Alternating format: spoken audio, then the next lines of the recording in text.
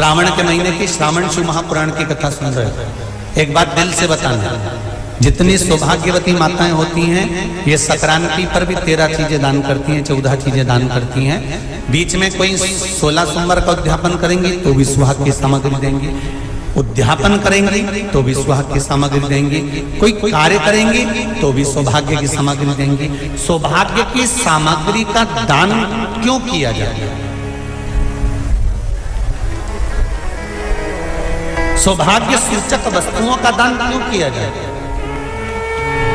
सौभाग्य की वस्तुएं क्यों प्रदान करी जाती है, क्यों दी जाती है? उसका कारण क्या है?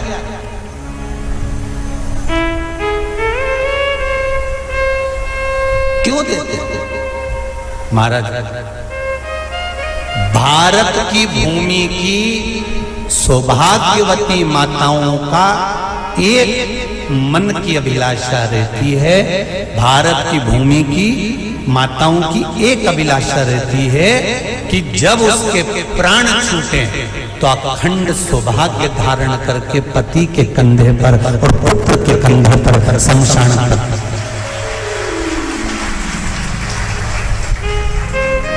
ये भारत की भूमि की माताओं की सोच, उनके मन का संकल्प, उनके मन का भाव।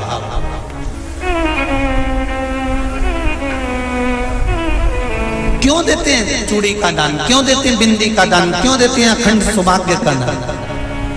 किस महाराज?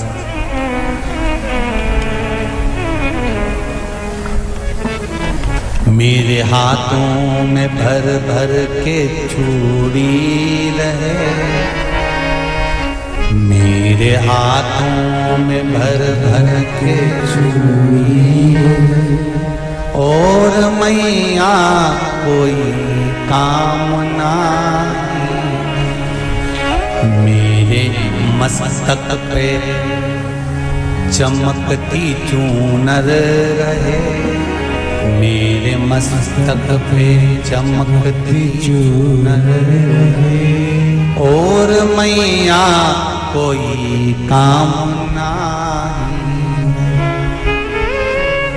मेरी मांगों में भर भर के सिंदूर रहे, मेरी मांगों में भर भर के सिंदूर रहे, और मैया कोई कामना नहीं, मेरे पाँव में बिछुड़ी का जोड़ा रहे, एक बिछुड़ी नहीं, कितनी? 2, 3, 4, 5, एक एक पाँव में जोड़े से बिछुड़ी होना चाहिए, केवल एक नहीं, सिंगल नहीं। वो तो आजकल का फैशन हो गया महाराज, जो केवल एक बिछुड़ी धारण कर लो उसी में फैशन दिखे। श्रावण की शिव महापुराण की कथा कहती है जब बेटी को विदा करा जाता है और पहली बार बेटी के पांव में जब बिछुड़ी डाली जाती है तो वो बिछुड़ी भी अलग अलग नहीं होती, उस बिछुड़ी के जोड़ को चेन से एक दूसरे से बंधा हुआ होता। बोला सही है कि गलत?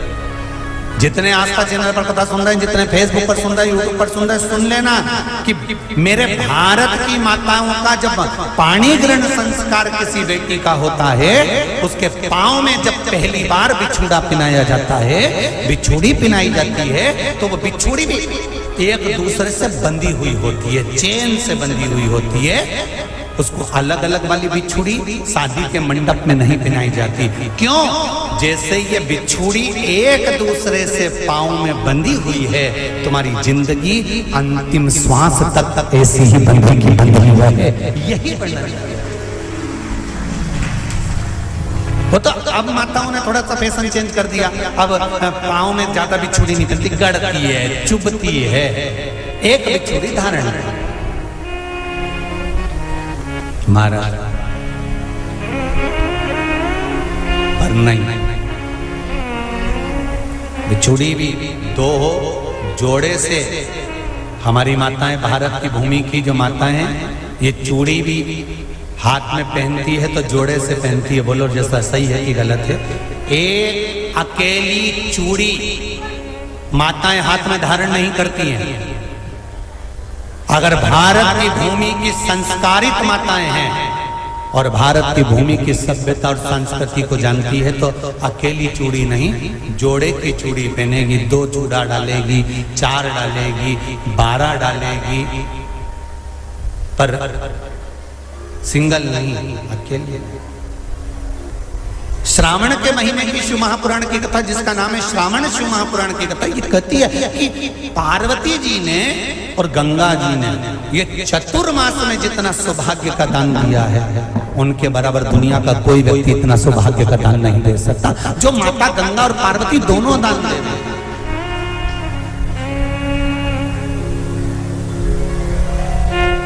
प्रतिदिन दे रहे हैं। और अब तो फैशन आ गया, तुम लोगों जो सौभाग्य का दान देते हो प्लास्टिक की डलिया में देते हो, पर एक एक पुराण को उठा कर देख लेना, एक एक उद्यापन को उठा कर देख लेना, जितनी तुम कथा तुम्हारे घर में छोटी छोटी कथाओं की पोथियां पड़ी हो उनको उठा कर देख लेना, उसमें नहीं लिखा कि प्लास्टिक की डलिया में सौभाग्य की वस्तु का दान दिया जाता है। उसमें लिखा है बांस की पिटारी में, बांस की डलिया में सौभाग्य की वस्तुओं का दान दिया गया। क्यों? क्योंकि बांस वंश की वृद्धि करता है, बांस सौभाग्य की वृद्धि करता है, और बांस अखंड सौभाग्य, जैसे बांस का पौधा बढ़ते चले जाता है, बढ़ते चले जाता है, उसी तरह बांस की डलिया में जब दान दिया जाता है, बांस की टोकनी में जब दान दिया जाता है, तो ये भाव रखा जाता है कि तुम्हारा सौभाग्य ऐसे ही बढ़ता रहे। पर अब थोड़ा सा फैशन चेंज हो गया तो प्लास्टिक की डलिया, पर प्लास्टिक की नहीं। तो गंगा मैया और पार्वती मैया चतुर्मास के अंतर्गत जो त्योहार पड़ता है, चतुर्मास के अंतर्गत जो व्रत पड़ते हैं, ये किसी दूसरे के नहीं है। तीज का व्रत माता पार्वती का, छठ का व्रत माता पार्वती का, चतुर्थी का व्रत माता पार्वती का, ये सारे व्रतों की शुरुआत गंगा और पार्वती ने अपने बल से। बोलो हर हर महादेव। ये अपने बल से बनाना, अपने बल से। 3 चीजें हमारे यहाँ सनातन धर्म में बड़ी विचित्र बताई है, उसका स्मरण होना चाहिए। नारी जब मांग में सिंदूर भरे, उस समय दर्पण के सामने केवल नारी हो, कोई दूसरा नारी को मांग में सिंदूर भरता हुआ ना देखे। जब नारी गले में मंगलसूत्र धारण कर रही हो या 16 श्रृंगार जब नारी धारण कर रही हो, उस समय पर कोई ना देखे।